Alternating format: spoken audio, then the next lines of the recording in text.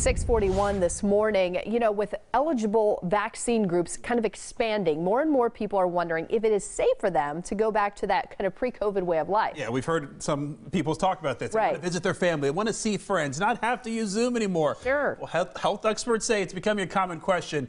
But are you still at risk? That's the big question. Matthew Herchik spoke with some top docs across Ohio. All right, so what do they say? Because I'm sure they're warning people that, yeah, you have the vaccine, but... Yeah, absolutely right. Everybody wants to know if I've got my second dose, am I safe to stop wearing a mask or stop worrying about social distancing? And while they say that you are much safer after that second dose, it's not quite time yet to stop worrying about those mitigation strategies. Should grandparents feel comfortable hugging their grandkids if they've had their second dose and it's been 2 weeks? Should they feel comfortable with that? Yeah, I think so. I think so. For Dr. Nicholas Kaman at Ohio State's Wexner Medical Center, it's time for a new focus on COVID-19. We should start to celebrate that we're getting the vaccine out. While only 3% of Ohioans have been fully vaccinated, the progress represents a slow return to normal. For those 3%, you know, if you're in a group, let's say of healthcare workers that have all been vaccinated, that should be pretty safe.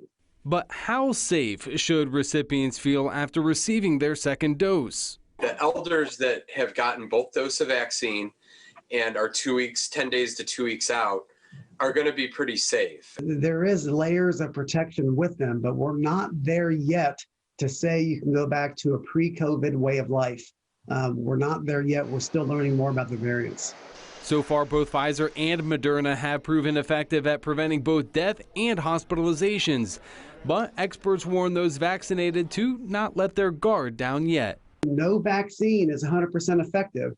And both Pfizer and Moderna, there were people who received the vaccine who did have symptomatic COVID-19. Can we still pass the virus on to other people if we get exposed to it? That's the big question right now.